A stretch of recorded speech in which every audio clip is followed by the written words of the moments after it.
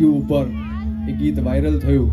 આ રચના એવી છે કે જે દરેક ગુજરાતીએ પોતાની સ્કૂલમાં વાંચી હશે, એનું પઠન કર્યું હશે, એને ગાઈ હશે, પણ એનું કમ્પોઝિશન કોઈ નહોતું કે જેનાથી સ્ટેજ ઉપર એની રજૂઆત થઈ શકે. અને અમે એ રચનાને કમ્પોઝ કરી અને એને સ્ટેજ ઉપરથી પરફોર્મ કરવાનું શરૂ કર્યું. આ રચના દરેક ગુજરાતીને આ વાત અને આ રચના વિશે ખ્યાલ છે જ તે, અને તમે બધા પણ એને જાણો છો, પણ છતાંય તે એના વિશે નાની એવી વાત કરી અને પછી હું એની રજૂઆત કરીશ.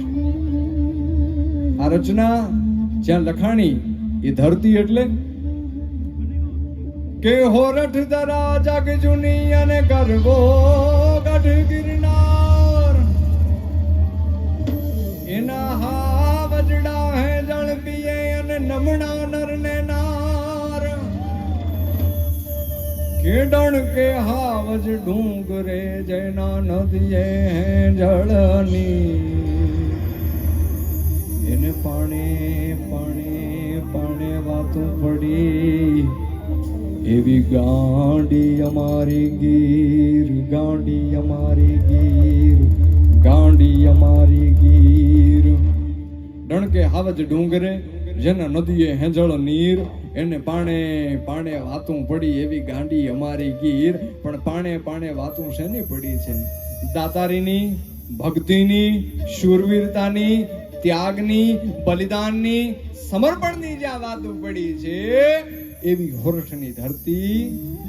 અને હોરઠની ધરતીમાં ગીરનું જંગલ, અને ગીરના જંગલમાં બે કવિઓ દુલાભાયા કાગ અને ઝવેરચંદ મેઘાણી એ ડાલા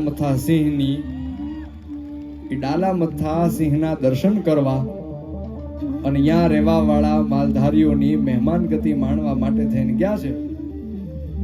બરાબરનો ડાયરો જામી ગયો છે ચારણોના નેહડામાં.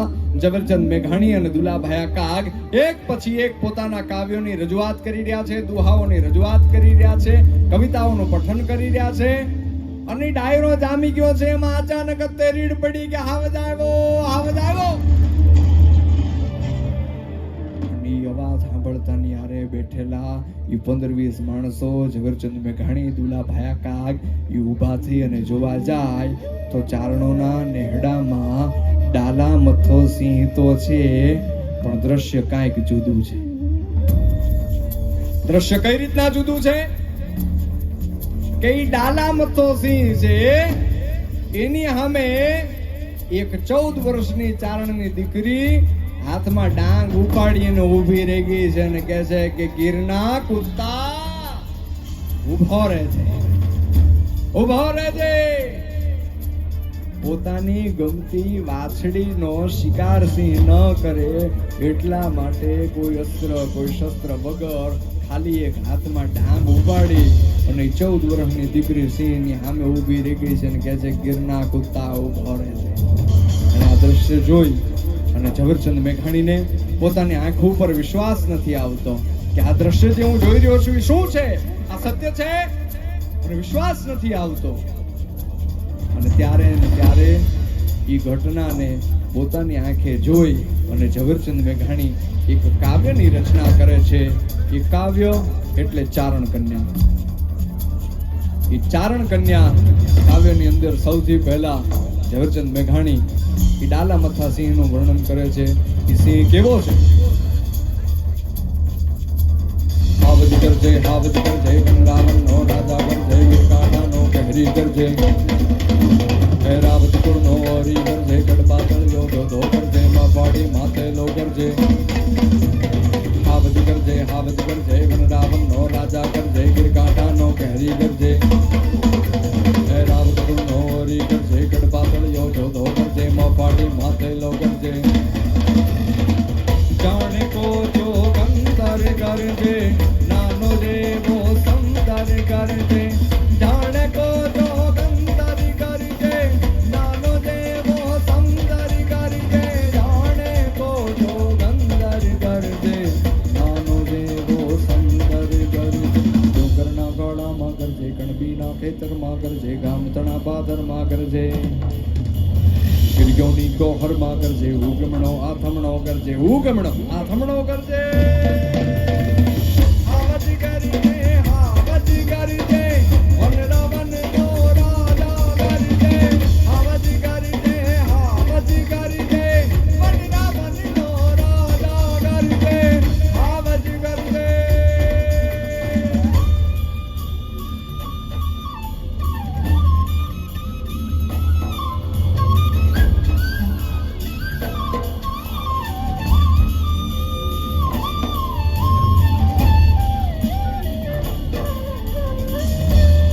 પછી 14 વર્ષની હીરબાઈ નામની ચારણની દીકરી એ ડાલા મથા સિંહને શું કહે છે એનું વર્ણન ઝવેરચંદ મેઘાણી કરે છે. શું કહે છે હીરબાઈ? ઉભો રે જય, ઉભો રે જય, ત્રાડ પડી કે ઉભો રે જય, ગિરના કુંતા ઉભો રે જય. ઉભો રે જય, ઉભો રે જય, ત્રાડ પડી કે ઉભો રે જય, ગિરના કુંતા ઉભો રે જય. કાકો દાવા ઉભો રે જય, તો કાયર દૂતા ઉભો રે છે, કાકો દાવા ઉભો રે છે, તો તારા ઉભો રે છે, કાયર દૂતા ઉભો રે છે. ઉભો રે છે, ઉભો રે છે, ગિરના કુંતા ઉભો રે છે, ઉભો રે છે, ઉભો રે છે, ગિરના કુંતા ઉભો રે છે.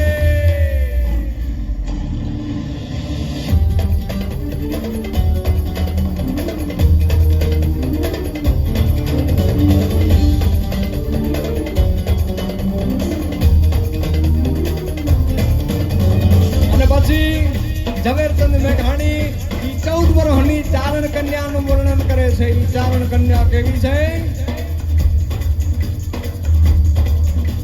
ઓ ચારણ કન્યા, ચારણ કન્યા, દૂતરજાળી ચારણ કન્યા, 14 વર્ષની ચારણ કન્યા. ચારણ કન્યા, ચારણ કન્યા, શ્વેત સુવાણી ચારણ કન્યા, લાલ હિંગોળી ચારણ કન્યા.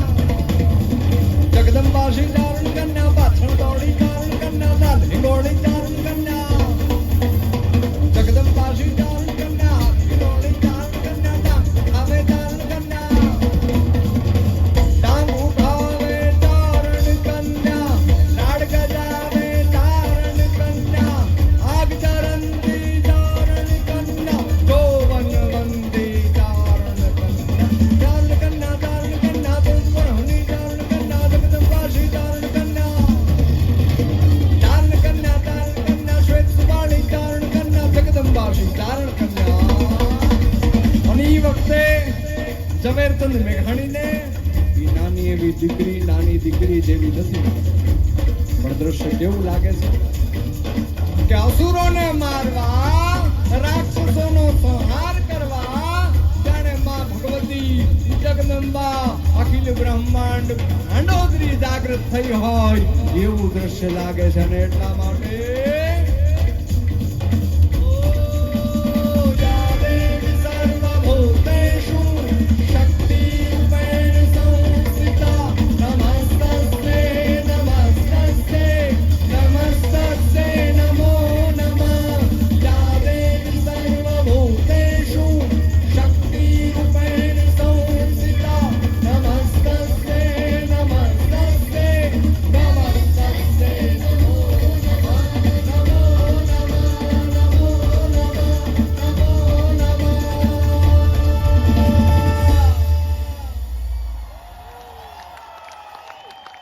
Thank you.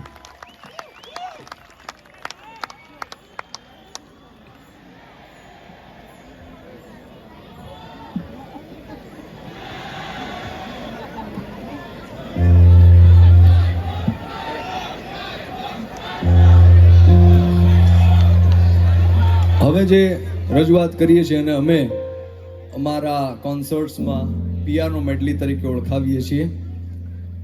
મેં આગળ બધા સંબંધોની વાત કરી, એમાં એક સંબંધ રહી ગયો અને એ સંબંધ એટલે પ્રેમનો સંબંધ. હા, અહીંયા યંગસ્ટર્સ ઘણા ભેગા થયા છે. આમાંથી કેટલાના લગ્ન બાકી છે? હાથ ઊંચો કરો છો. ઓહો, અહીંયા તો આખું બાકી જ છે. અને કેટલાના લગ્ન થઈ ગયા છે? એ હાથ ઊંચો કરો. અચ્છા બરાબર, તો બે ઇક્વલ છે, વાંધો નથી. તો જે લોકોના લગ્ન થઈ ગયા છે એ લોકો પોતાના પાર્ટનરને આ ગીતો ડેડિકેટ કરે અહીંયાથી, અને જે લોકોના નથી થયા એ લોકો માટે હું પ્રાર્થના કરું કે તમારે જલ્દી જ આવા ગીતો ગાવાનો સમય આવે,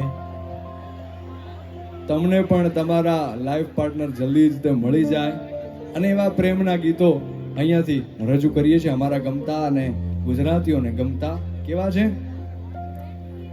નયનને બંધ રાખીને મેં જ્યારે તમને જોયા છે, નયનને બંધ રાખીને મેં જ્યારે તમને જોયા છે, તમે છો એના કરતા પણ વધારે તમને જોયા છે, નયનને બંધ રાખીને. ઋતુ એક જ હતી પણ રંગ નહોતો આપણો એક જ, ઋતુ એક જ હતી પણ રંગ નહોતો આપણો એક જ, મને સહેરાએ જોયો છે બહારે તમને જોયા છે, મને સહેરાએ જોયો છે બહારે તમને જોયા છે, તમે છો એના કરતા પણ વધારે તમને જોયા છે, નયનને બંધ રાખીને. તારી આંખનો અફીણી તારા બોલનો બંધાણી, તારી આંખનો અફીણી તારા બોલનો બંધાણી, તારા રૂપની પૂનમનો પાગલ એકલો, હો તારા રૂપની પૂનમનો પાગલ એકલો, તારી આંખનો અફીણી તારા બોલનો બંધાણી, તારી આંખનો અફીણી તારા બોલનો બંધાણ. નજરના જામ છલકાવીને ચાલ્યા ક્યાં તમે, જીગરને જામ તરસાવીને ચાલ્યા ક્યાં તમે, નજરના જામ છલકાવીને ચાલ્યા ક્યાં તમે. હો કલકલતા ઝરણામાં નદીયું છલકાય છે ને, નદીઓના વેણમાં સાગર મલકાય છે, ચાંદાને જોઈ સાગર ઝૂલે છે ગેલમાં, ધરતીનો છેડો જઈ આવમાં લહેરાય છે. હો નદીને સાગર થવાના જાગ્યા કોડ કે સાહેબો મારો ગુલાબનો છોડ, સાહેબો મારો રે ગુલાબનો છોડ, કે સાહેબો મારો ગુલાબનો છોડ, સાહેબો મારો ગુલાબનો છોડ.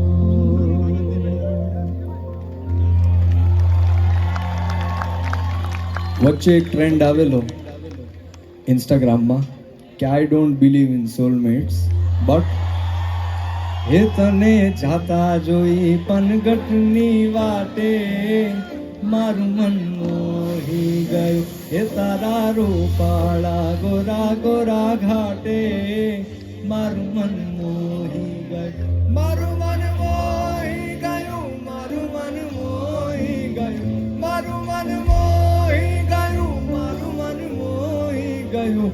એ તને જાતા જોઈ પનગટની વાટે, એ તારી મદ મીઠી વાતે,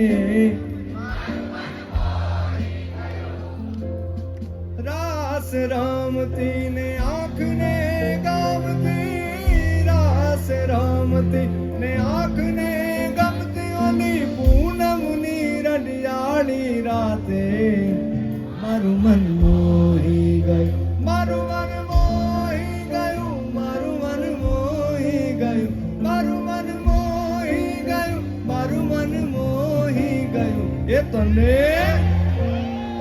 તને જાતા જોઈ પનગટની વાટે મારું મન મોહી ગયું, એ તારી મદ મીઠી વાતે મારું મન મોહી મારું મન મોહી ગયું, મારું મન મોહી ગયું. અને સુગમ સંગીત ગવાતું હોય ત્યારે સ્ત્રી એવો જવાબ આપે કે સાહેબો મારો ગુલાબનો છોડ. પણ આ જ વાત તમે ગીરના નેહડામાં જઈ અને એક માલધારી સ્ત્રીને પૂછો કે બેન તારો પતિ કેવો, તારો સાહેબો કેવો, અને ઈ ગીરના નેહડામાં રહેવા વાળી એક માલધારી બાઈ છે ઈ જવાબ આપે કે એનો સાહેબો કેવો છે. અમારો રાજભા ગઢવી લખે છે કેમ કે સાહેબો રે ગોવાળિયો એ મારો મીઠડો રે ગોવાળિયો, સાહેબો રે ગોવાળિયો એ મારો મીઠડો રે ગોવાળિયો.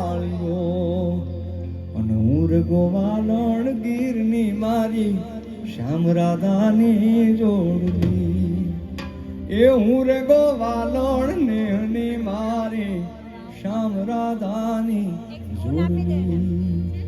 હવે અહીંયાથી ગાઉં છું, એમાં તમને બધાને ગરબા રમવાની છૂટ છે કે સાહેબો રે ગોવાળિયો રે મારો મીઠડો રે ગોવાળિયો,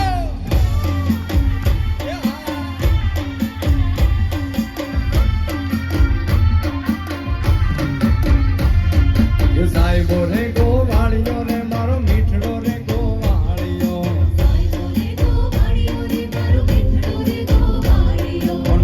ગોવાળણ ગીરની મારી શ્યામ રાધાની જોડલી, ઉર ગોવાળણ ગીરની મારી શ્યામ રાધાની જોડલી. એ સાહેબો રે ગોવાળિયો રે મારો મીઠડો રે ગોવાળિયો.